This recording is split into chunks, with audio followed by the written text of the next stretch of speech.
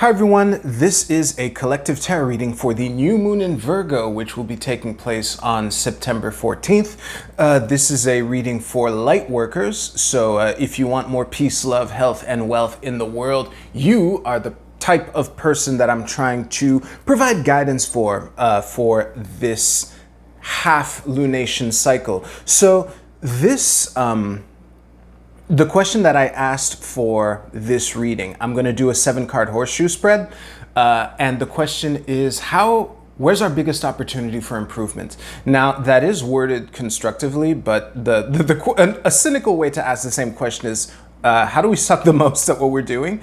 So hopefully there will be some clarifying inspiration to that. And before I cut the cards, I just want to be a little transparent with where I'm at, because I try to come at these readings with like an empty mind. However, I do kind of have expectations for this reading, so whenever I have them, I'd rather be transparent with them. So the thing is, this lunation is ruled by a stationing Mercury, which will station direct in the day after, probably under 24 hours after the lunation is exact.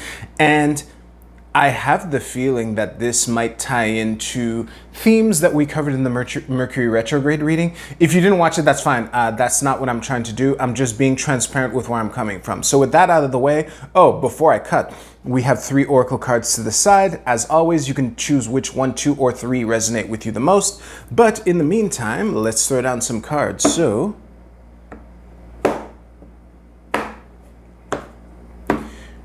all right, so in the past, we have the 10 of Wands reversed. That's nice. The present is the Page of Wands reversed. Known factors, the 10 of Swords reversed. We collectively are Judgment. Very interesting. Unknown factors is the 3 of Coins. Advice is the 10 of Cups reversed, and this is nice. Having the 6 of Wands as a potential outcome with the High Priestess at the bottom of the deck. I love it. Let me just, I suspect, okay, good, this is good, because the way I framed the shot, if this corner is out of frame, then everything should line up well, because this corner right here is also out of frame. Anyway, actually, you know what? I'm going to do this part with the recording pause, so these 2 cards and maybe a couple others will jump a bit, but I'm gonna stare at these cards and see what our message is. Honestly, my vibe is positive. How could it not be with these 2 cards where they are? All right. Okay, I just noticed something, and I'm gonna have to add some cards because we have 3 reversed 10s in this spread. I am extremely curious what the 10 of Coins is up to, so I'm gonna dig it up and we'll see what the 10 of Coins is flanked by, and it is upright, which is nice. Given the vibe that I was getting from the cards that I was staring at, I'm not surprised to see it flanked between the Moon and the 8 of Swords. The good news is we're helping the ratio of upright to reverse cards. And you know what? I think I'll leave that sentence and end it there. All right, I'm gonna stare at these cards some more. An expression that comes up a lot when I give these readings, I guess speaks to my character because it's the kind of thing that I need to be reminded of. He said, working completely solo in his kitchen. If you want to go fast, go alone, but if you want to go far, build a team. Now, I don't think that saying is directly related to the message, but there is a theme of this in this 3 of Coins here, which we will come to. But it's really like it's interesting to contemplate the 2 branches that spawn from us collectively here. And I think the key to turning this around lies in taking steps towards the, how can I say this? All the lessons that have brought us to this point collectively have given us abilities have increased our capacity to impact how things are going, whether it be probably locally, actually. I doubt, like, honestly, I like being optimistic, but let's be real. The people watching this video, including myself, I don't think that we're numerous enough right now for this lunation in Virgo in September of 2023 to make a huge impact on the global stage within, you know, the 2 weeks following this lunation cycle, you know. But the key to actually taking our capability and taking steps to march towards the victory that we are capable of marching towards will come through working with people. And this ties into not just themes that, yes, were kind of brought up in the Mercury retrograde reading, but it's not very fair to say this because these are themes that have come out for months, probably years, or however long I've been doing these lightworker readings. So the theme is to work on your relationships. And the funny thing is with the Three of Coins here, I often read it as collaboration with peers. But there are some interesting changes to how I usually interpret this card for this message. This could, the collaboration with peers could be as simple as bouncing ideas off of people, but it could be also the notion of doing small tests of, can this thing that I think I can do, can it work? And coming up with the smallest conceivable test or the smallest conceivable way to try it out in a way that you can learn and grow it from there to start marching from this. Because the Ten of Cups reversed as an advice card here is telling us that this is a marathon, not a sprint. This at the you know, the gun that you fired to start the race might have fired recently or whatever, proverbially. This is a new moon after all. But the race is not a sprint, it's a marathon. Now, I find it very interesting that these three tens are all reversed. And I don't want to go too long into how I read reversals, but basically the cards mean the same thing whether they're upright or reversed, but the fact that they're reversed is an extra variable. And I'm reading these two tens here, I'm reading as delays. This in the advice, again, we just covered it, marathon, not a sprint. This is the end of a cycle and the beginning of a new one. And honestly, the Ten of Swords is one of the cards that I read the most similarly, whether it's upright or reversed. I'm not too sure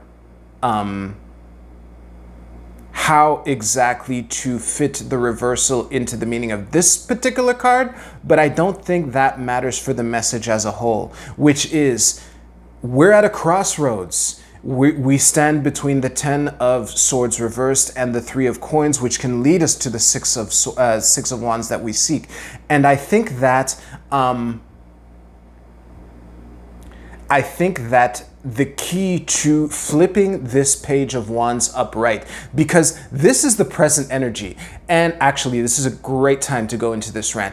I often call pages graduated aces. There's a freshness and a newness and an inexperience to pages, but this is an ace that has already gone from the ace to the 10 and is now graduated at this level. So this 10 of Wands, Page of Wands combo here, to me, is a very clear indicator that there has been a release that has happened, which has prepared us to take the next step, but the next step is still in potential.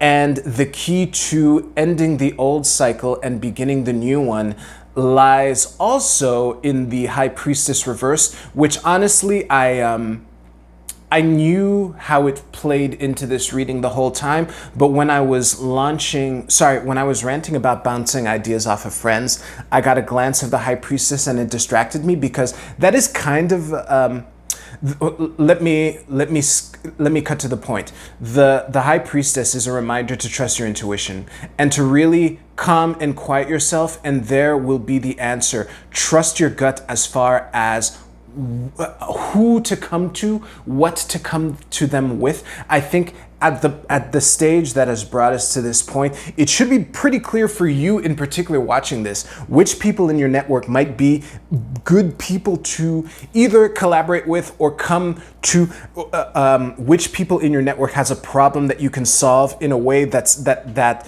serves as a proof of concept for whatever big idea that you have, that you are now ready to start marching towards. Talking about these two cards here, it's really interesting.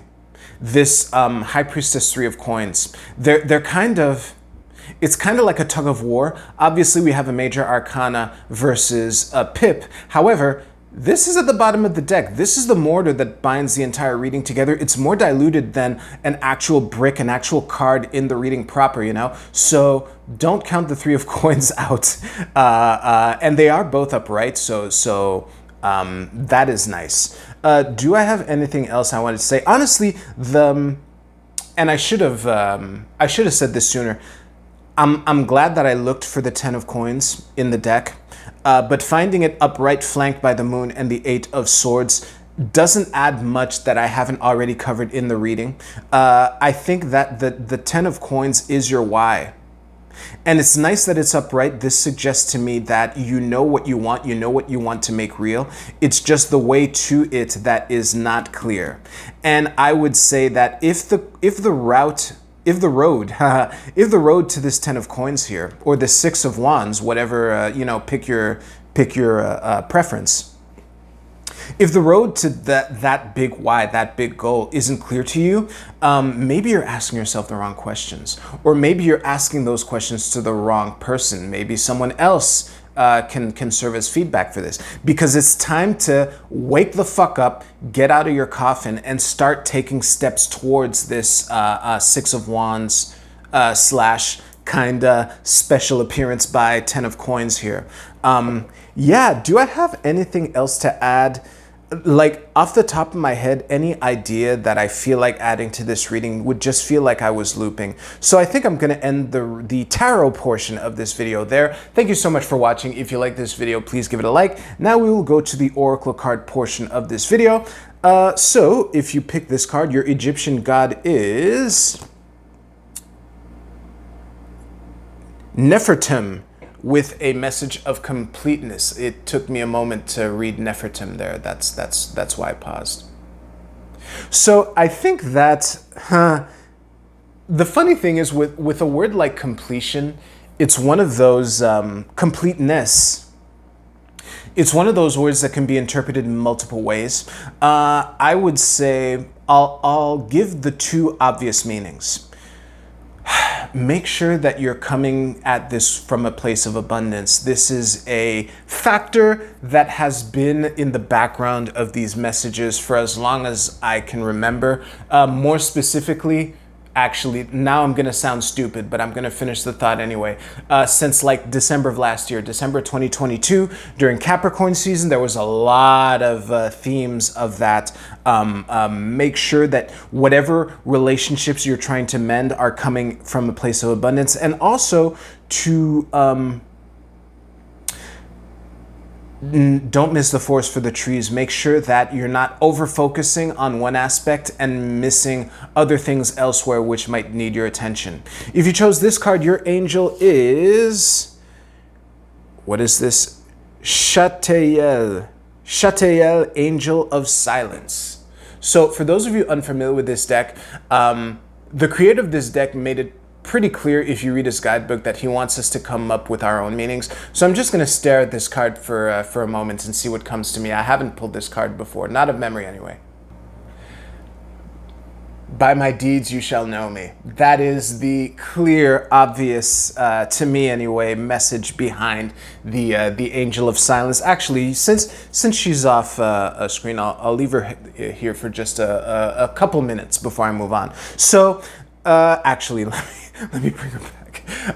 The thing that flew out at me, that drew my eye the most, is this might not be a proper throne per se, but it looks an awful lot like a throne. And if you combine the theme of the Angel of Silence sitting quietly poised upon her throne, that brings a notion of walk your talk, less talking, more walking. And I think another thing, there might be an aspect of inner silence too, because what I felt like saying just before saying that is whatever plan that you had, whatever big idea, you've probably thought about it enough to actually start taking first steps.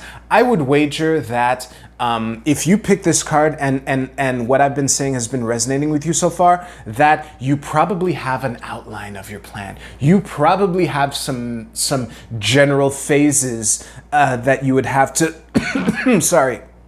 that you would have to go through to get to that plan. So start checking things off that to-do list, and enough planning, enough telling people what you're gonna do, start doing, or do more. Anyway, you get the idea. I'm trying to encourage you. Final card is the Snake Spirit, time to heal. Well,